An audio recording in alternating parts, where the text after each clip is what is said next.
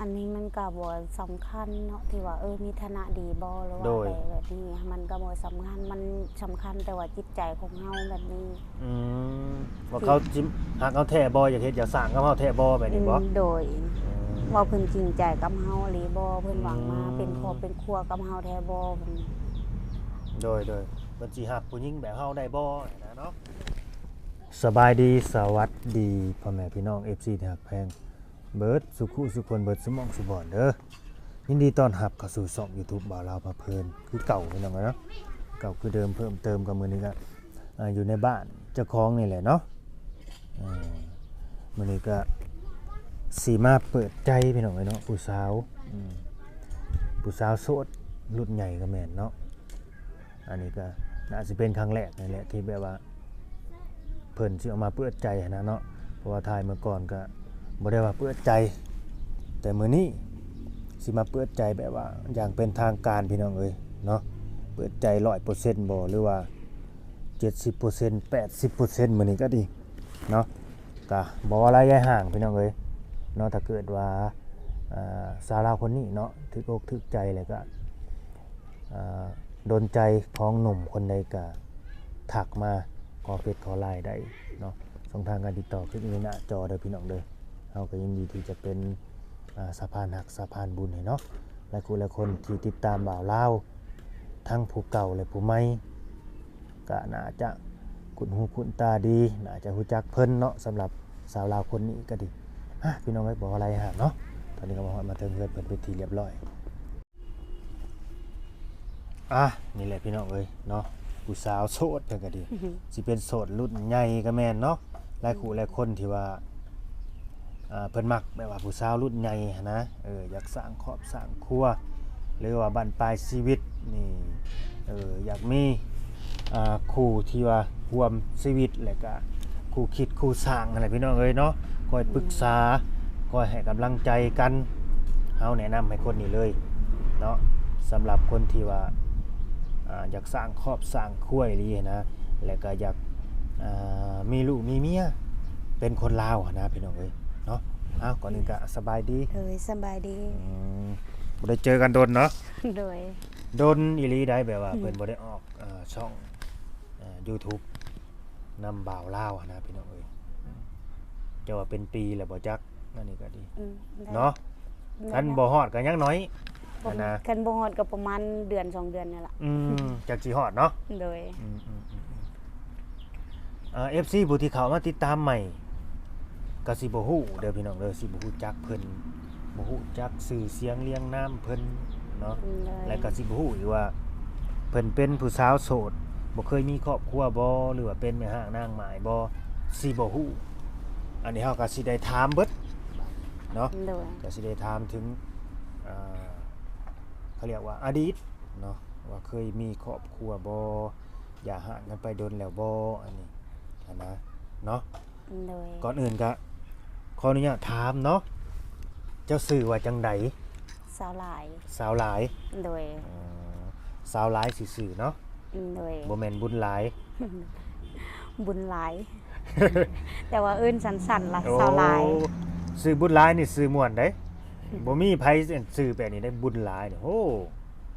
เนาะเป็นชื่อที่ว่าเป็นสิริมงคลพี่น้องเอ้ยสาวบุญหลายซะ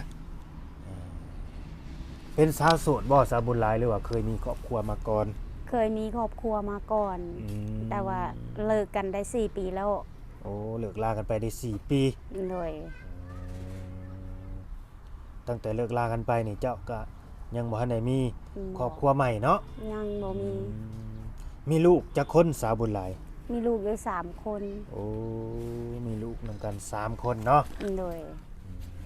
แต่ก็ใหญ่เบิดแล้วเนาะใหญ่แล้วเท่ากับลูกผู้น้อยนะก็5ปีโอ้ลูกผู้น้อย5ปีพี่น้องเอ้ยโดยเมื่อยบ่เลี้ยงลูกผู้เดียวนี่กับถามว่าเมื่อยบ่ก็เมื่อยเนาะโดยมันทุกสิ่งทุกอย่างก็อยู่นำตัวเองเบิดโอ้ต้องเป็นทั้งพ่อทั้งแม่เขาเนาะโดยมันก็เป็นทั้งพ่อทั้งแม่เฮาก็มีชีวิตดิ้นรนหาโดยยันแต่ลูกบ่ได้กินคือบ้านคือเมืองแม่นผู้หญิงคนหนึ่งนะพี่น้องเอ้ยก็ต้องเมื่อยอยู่แล้ว โดย ต้องแบกรับภาระคนเดียวเนาะ โดย อืมเมื่อยและเพิ่นจังคือมื้อนี้นี่ สิมาเปิดใจเนาะ โดย จักเปอร์เซ็นต์สาวบุญหลาย 100% 100%เนาะ โดย เมื่อยเลยแล้วว่าเมื่อยเลี้ยงลูกเมื่อยสร้างเมื่อยหามาผู้เดียว 4 ปีเมื่อยแล้วเราอะแต่ก็ลูกผู้ใหญ่นะอายุจักปีแล้ว ผู้ใหญ่นั้นได้เศร้าแล้ว อืม แล้วก็ผู้ที่สองหังก็17 ปี โดยแสดงว่า2คนนี่เขาน่าสิหากินเลี้ยงเจ้าของได้แล้วเนาะ โดย เดือแต่ลูกหลาแล้วเด้อพี่น้องเอ้ย5 ปีนี่นะลูกหลาเพิ่น5 ปี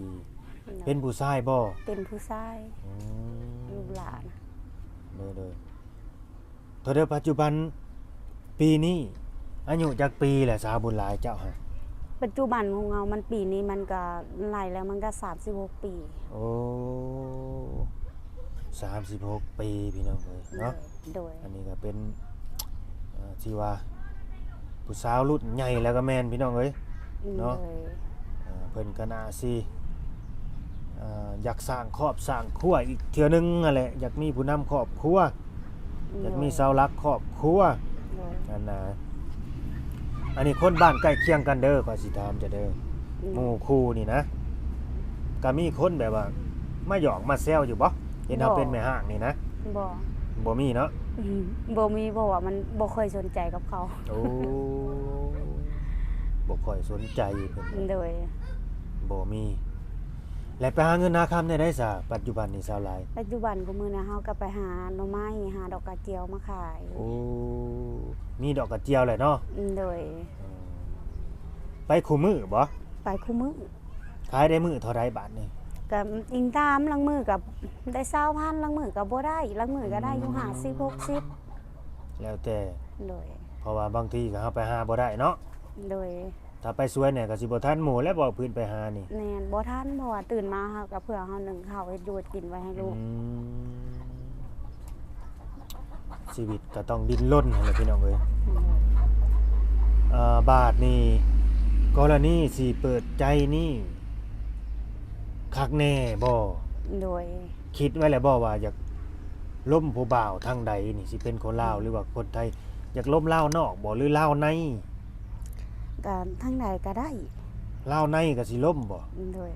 ล้มเบิดเนาะ โดย ขอเพียงแต่ว่าเพิ่นสิจริงจังจริงใจกับเฮาบ่ โดย แล้ว พอ ก็ เพียงแต่เพิ่นจริงใจแล้วก็เพิ่นบ่ติเฮาทุกข์เฮายาก โดย เพิ่นรับภาระของเฮาได้แบบนี้ โดยบ่รังเกียจเฮาอีกเนาะ บ่รังเกียจเฮา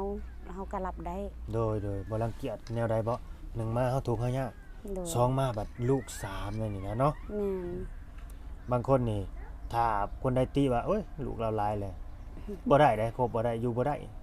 ลูกเราหลายแล้วโอ้ยบ่ไปเป็นภาระนั่นหรอกลำพังตัวเฮาเองหรือว่าลูกเฮานี่ก็ยังเลี้ยงบ่ได้แล้วแบบนี้นะ แม่น คนบางคนเขาก็คิดแนวนั้นเขาก็ต้องเบิ่งเจ้าของก่อนนะว่า โดย สมมุติว่าเฮาสิไปมีครอบครัวใหม่อีกนี่นะสิไปเลือกซะผู้หญิงคนนี้แบบเพิ่นมีลูกหลายแล้วนี่เฮาคือสิรับภาระตรงนี้บ่ได้ก็คือจบหั่นแหละพี่น้องเอ้ยเนาะก็คือบ่เว้าบ่คุยกันเท่านั้นแหละกันคุยกันแบบว่าให้กำลังใจกันเป็นพี่เป็นน้องกันแค่นั้นน่ะ โดย บ้านนี้เรื่องอายุเด้อสาวบุญหลายเด้อเอาที่เจ้ารับได้เด้อคิดว่าเขาสิมาเป็นเสาหลักครอบครัวให้เฮาได้นะพาเฮ็ดพาสร้างได้ โดย ประมาณเท่าไหร่บัดนี้อายุนี่หนุ่มๆนี่นะ ตามอายุที่ตามหนุ่มๆลงมาก็ประมาณ40นะ50ลงมา 50ลงมาเนาะ โดย 50ลงมาก็คันว่า60บัดสิอย่าเพิ่นแก่เกินไปเนาะ โดยเพราะว่า60ก็บ่ได้รังเกียจเกลียดชังเพิ่นแต่ว่าเฮาก็ย่านเพิ่นรับภาระของลูกเฮาบ่ได้แบบนี้ เพราะว่าคันว่าค่าอัน50ลงมานี่แหละเพิ่นอาจสิรับภาระได้ โดยบอกกันนั่นหมดว่า60นี่เขาแบบ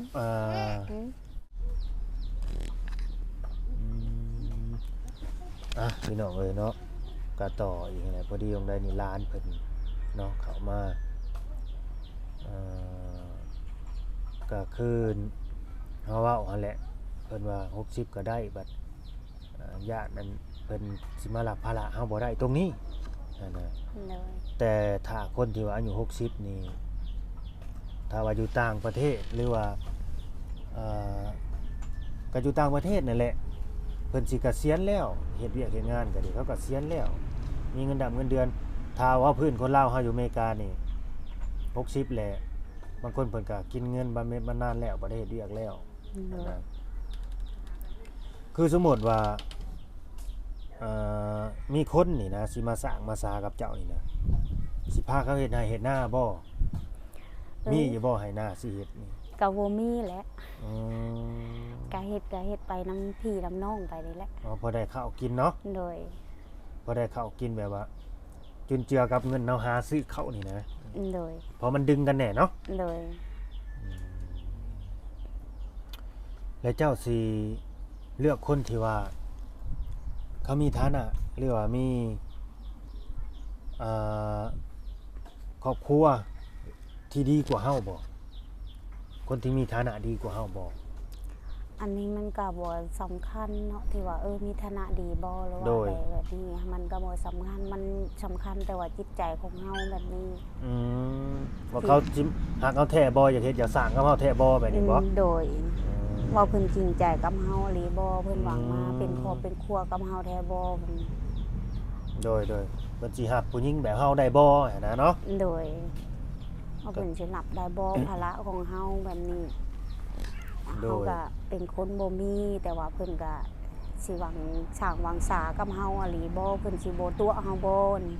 อืม เรื่องภาระเรื่องไงหยังนี่เพิ่นเขาแบบว่าเพิ่นเว้ารับได้แบบนี้เฮาก็เต็มใจคบกับเพิ่นแต่ว่าสิฐานะบ่หรือว่าจังใดเนี่ยมันก็บ่สำคัญ โดย ถึงแม้นสิทุกข์กับยากก็ขอเพียงก็ว่าเฮาถึกกัน เข้าใจกันเนาะ แม่นเฮาเข้าใจกันบ่มีความน้อยความใหญ่ให้กันแบบ อ๋อ นี้ บ่รังเกียจกันเนาะบ่เว้า โดย แนวนั้นแนวนี้ให้กันหันนะ โดยคือแบบว่า โอ้ คือเพิ่นก็เคยมีลูกมีเมียป้าแต่ว่าเพิ่นก็มีลูกมาแต่ว่ามาก็เฮาก็บ่เคยเว้าอีหยังให้ลูกให้เต้าเพิ่นแล้วก็เพิ่นก็บ่เว้าอีหยังให้ลูกให้เต้าเฮาแบบนี้ โดยต่าง คือ คน ว่า ต่างบ่เว้าให้กันเนาะ โดย อืม ก็นั่นก็มาลูกไปยามมาแวะเฮามีเฮาก็ป้อนกันแลแบบนี้เฮาก็พอใจเฮาก็ดีใจ โดย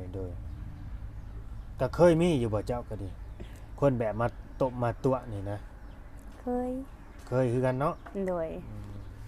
บางทีก็พอพื้นผู้ชายบางคนเนาะเขาก็แบบเขาก็อยากคบ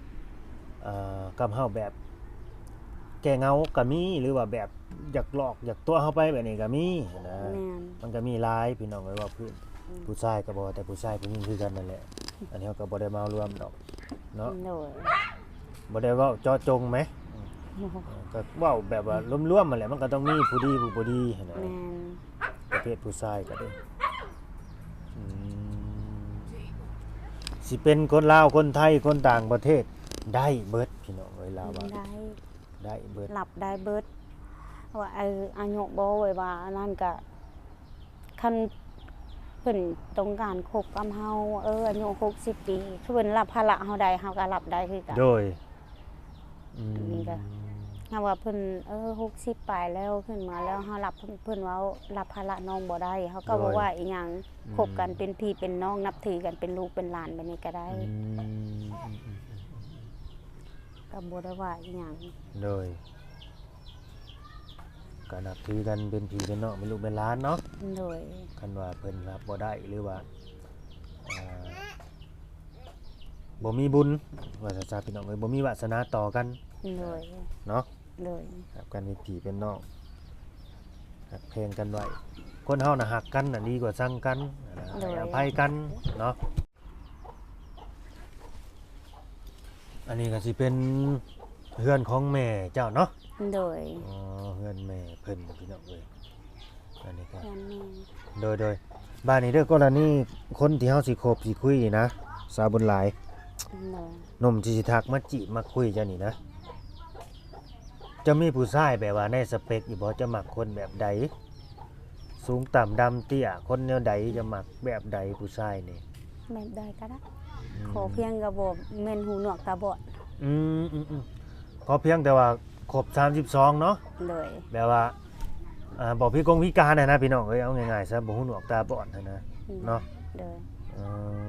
ขอให้เป็นคนที่ว่าสมบูรณ์แบบแข็งแรงเนาะ เลย สิ่งสำคัญก็คือพร้อมที่จะมาเป็นสาวหลักแล้วก็เป็นผู้นำเฮาหั่นล่ะ เลย เนาะ เลย ต้องคบกันดนบ่เอาคิดว่า คนที่สิ อิงตามเพิ่นเนาะแบบนี้ก็แบบว่าคันเปรียบเทียบคือแบบคบเป็ดอยู่ต่างประเทศบ่หรือว่าอยู่ไส โดย ว่าหาอายได้บ่จักปี2ปี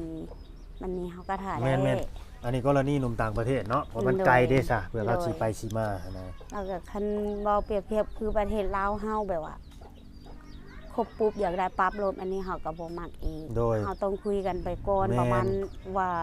ด่วนแท้ก็ประมาณจัก 3-4 เดือน อืม นี่เพราะว่าเฮาก็ยังบ่ฮู้นิสัยของกันเฮาก็ต้อง โดย คุ โด ย ย กันไปก่อนแบบนี้ คุยปุ๊บแล้วสิมาเอาปรับเลยนะนี่มันก็บ่ได้เด้เนาะฉะนั้นมันสิแบบมันสิเสียใจภายหลัง แม่น พอเฮายังบ่ทันรู้จักนิสัยใจคอกันดีหั่นแหละ โดย บ้านนี้คันเพิ่นอยากมาเที่ยวหาได้สายอยากมาเล่นมายาม เอามาได้ มาได้เนาะ โดย มาได้พี่น้องเอ้ย เพิ่นอยากมาเที่ยว ก็แม่น มาเล่น แหละ มายามก็มาได้ แม่นใจเย็นๆเด้อพี่น้องเด้อหนุ่มโสดบางคนนี่ก็ว่าแต่คุยว่าแต่ล้มแหละ อยากมาหาอยากมาเอาโลดได้บางคนน่ะก็ใจฮ้อนนั่นนะ มันหลายคนเนาะไอคือเว้านั้นเฮาก็เคยคุยมาแบบว่าคุยกันได้มื้อหนึง2มื้อยังให้ไปเอากันโลดแบบนี้มัน โดย บ่แม่นแนว แม่น เพราะว่าเฮาก็เป็นลูกผู้หญิงเฮาก็มีเกียรติมีศักดิ์ศรีคือกันแบบนี้ แม่นบางคนก็แบบเพิ่นบ่อยากล้มต้นเพิ่นน่ะบ่อยากเสียเวลาเพิ่นน่ะอิหยังก็มีแบบนี้หั่นน่ะ แม่นแต่ว่าถึงว่าเฮาสิคุยกันเฮาคุยกันแบบว่าเฮาเข้าใจกันเฮาก็ต้องเอาใจกันแบบนี้ให้แบบว่า คือเปรียบเทียบคือเฮาคุยกับเบาลาวเนาะเฮาก็ต้องเอาใจเบาลาวมาใส่ใจเฮาแบบ โดย เอาใจเฮาไปใส่ใจเบาลาว อืม มันจังสิเข้ากันไปได้ค่ะนะ แม่น เวียกคือเวียกงานคืองานแบบนี้เฮาบ่จู้จี้จุกจิกกันแบบนี้ อื เฮาม ก็บ่เว้าให้กัน ต้องเข้าใจกันคือเป็นผู้ใหญ่พ่อหั่นนะ โดย เนาะ โด บ่ ย จุจิจุกจิกพี่น้องเอ้ แบ ย บเฮาก็แบบเว้าง่ายๆก็แบบเฮาก็บ่มักจู้จี้จุกจิก อืม แบบว่าคันคือเฮาได้ตัดสินใจว่าคบกันแล้วนี่เนาะกับเจ้านี่ โดย เฮาโทรไปหาเจ้าว่าตอนนี้ไอ้ค่างานเด้ออายุงานเด้อน้องก็บ่มีปัญหาน้องก็ตัดสายไป โดย แล้วถ้าไอ้ว่างงานแล้วไอ้โทรมาหาเองแบบ เอ่ นี้ อเว้าแบบเข้าใจกันเนาะ โดยเว่าแบบเข้าใจกัน ก็แม่นพี่น้องเอ้ยเนาะอันนี้ก็แม่นความลาวหั่นแหละคันว่าคนที่ว่าเขามีความรับผิดชอบแล้วก็เป็นผู้ใหญ่พ่อนะเขาก็ต้องเข้าใจในจุดนี้นะ โดย แต่ถ้าเกิดแบบว่าแบบบางคนเขาก็แบบมึนก็มีได้แบบหึงหวงเฮานั่นนี่ก็มีแบบบ่มั่นใจบ่เชื่อใจนี่ก็มีมันก็มีหลายกรณีหั่นแหละคนเฮาน่ะ เนาะ แม่น จะเกิดวันหยังสาบุญหลาย เฮาเกิดวันจันทร์ เกิดวันจันทร์พี่น้องเอ้ย โดย คือแบบว่าสิมีพ่อใหม่แบบนี้ลูกๆก็บ่ได้คัดของหยังติ บ่ อืม เขาก็บ่ได้ว่าอีหยังไม่ก็ว่าตามใจแม่เนาะ โดยก็ตามใจแม่เนาะความสุขของแม่ โด เนาะ ยความสุขของแม่ตามใจแม่แม่อยากได้ก็เอาแม่บ่อยากได้ก็เรื่องของแม่ โดยแม่อยากได้ก็เอาแม่บ่อยากได้ก็เรื่องของแม่ โดย เจ้าอยากได้ก็ได้ก็เพียงแต่ว่ามาแล้วบ่มาหายลูกมาพานลูกพานเต้านี่นะ โดย เนาะ โดยก็เพียงก็ว่า แม่น มาแล้วก็ถือกันกับลูกกับเต้าทุกข์กับยากก็หาสู้กันกิน แม่นหักแพงกัน แม่นเขาก็หักแพงกันแบบว่าเฮาบ่ทะเลาะบ่แวกกันนะ หักแพงเบิ่งแย่งกันนะ โดย คือลูก บ่เว้าให้กันว่าลูกเจ้าลูกข่อยบ่มีคำเว้าแบบนี้ บ้านนี้ก็ละนี่แบบนี้เด้อสาบุญหลายก็เพิ่นอยากตบแต่งเจ้านั่นนี่นะไปอยู่นำนั่นนี่เมื่ออยู่บ้านอยู่เมืองเพิ่นนั่นนี่เจ้าสิสะดวกไปบ่ตรงนี่ ถามว่าสะดวกบ่เฮาก็บ่สะดวกเนาะคันไปเฮาก็คิดฮอดลูกแบบนี้ แต่ว่าเที่ยวไปเที่ยวมาหันได้อยู่ โดยไปๆมาๆเนาะ เลย อืม เนื้อไปว่าให้เฮาไปอยู่พุ่นเลยเฮาก็บ่รับอีกเพราะว่าก็ว่าเฮาไปอยู่น้ำเพิ่นได้ประมาณสัก 2-3 เดือนเฮามาเยี่ยมลูกเฮาแบบนี้งานได้ ก็พอได้เนาะแบบนี้เนาะ โดย แบบว่าสิให้ไปอยู่เลยน่ะบ่ได้เด้อพี่น้องเอ้ยสิจังได๋ก็ โดย สมมุติว่าออกจากเฮือนไปแล้วบ่ให้กลับมาอีกนะให้ไปอยู่ไปเลยนี่มันเป็นไปบ่ได้เด้อพี่น้องอันนี้ก็ต้องเห็นใจกันเนาะ โดยแล้วก็คันเฮาว่าไปแล้วเฮาก็ต้องได้ส่งลูกเฮาเป็นเงินทำเฮาก็ต้องได้ส่งเฮาก็ต้องได้ดูแลลูก เพราะว่าบ่มีผู้หาเนาะ บ่มีผู้สอบผู้หากันว่าไปปุ๊บแล้วเวลาเฮาอยากต้องเว้ากันศึกษากันว่าเดือนนี้สิพากเมื่อให้ลูกโดยจัก 4,000 5,000แล้วบ่ให้โอนบ่ให้พากก็รับบ่ได้อีก โดย เพราะว่าเฮาก็เป็นหยังจังว่าเปิดใจเพราะว่าเฮาก็อยากได้ผู้มาเป็นเสาหลัก แม่น เป็นผู้มาเลี้ยงลูกซอยแบบนี้ โดยคือบ่อยากเว้าอยากล้มเล่นๆเลยเนาะ โดย อยาก แต่ คือ ว่า แบบ สิเอามาแบบเอามาแล้วบ่อยากเลี้ยงลูกบ่อยากดูแลลูกเฮาก็ขอสละสิทธิ์อยู่แบบนี้แหละ โดย เฮาก็สิบ่เอาแล้ว ก็แม่นแหละเนาะ โดย คันเอามาแล้วบัดแบบบ่ซอยหันนะบ่ซอยกันแน่นี่แล้วมันโอ้ยลูกจะลายปวดก็บ่ไหวแล้วก็เมื่อยเลยแนวนั้นแนวนี้หั้นนะ โดย บ่ให้มีแนวนี้เนาะ โดยแล้วก็กันถามว่าหนุ่มใดหนุ่มไทยบ่หรือว่าหนุ่มต่างประเทศอยากเข้ามาจีบก็ขออย่างเดียวบ่ให้ครบซ้อน บ่ให้ครบซ้อน บ่ บ่มักบ่แบบน่ะ มันครบซ้อนเนี่ยเฮาก็เป็นว่าง่ายๆก็แบบเฮาก็ถึงมาแล้วหั้นนะ โอ้กรณีแบบนี้นะ โดยครบซ้อน โดยสุดท้ายแหละเขาบ่เอาเฮาในนี่ สุดท้ายเขาก็เอาเมียป้าเฮา เออ เฮาก็ถึกถิ่ม แม่นสุดท้ายเขาบ่เลือกเฮาเนาะ แม่น ก็แม่นพี่น้องเอ้ย นั่นว่า โอ้หลายได้ผู้ชายคนน่ะ คือสมมุติว่าคบเพื่อเลือกหั้นนะบัดเขาบ่เลือกเฮาซะไปเลือกอีกคนหนึงแบบนี้นะอืม เฮาก็เบิดกำลังใจเนาะความไว้ใจของเฮาก็อยู่น้ำเพิ่นหั่นนะ เจ้าสิบ่แก้คืนบ่บัดนี้แบบมีบทเรียนเลยเด้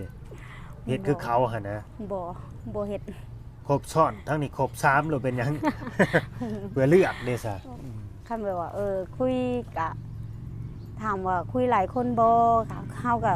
คือเว้าไปหั่นล่ะเนาะเฮาน่าจะขอคุยเบิ่งก่อนคัน โด ว่าย ไผสมัครเป็นพ่อของลูกเฮาล่ะคือเฮาตัดสินใจคุยกับคนนั้น แม่น คันบอกไปว่าคุยกันไปแล้วเจ้ามาอยู่น้ำข่อยได้บ่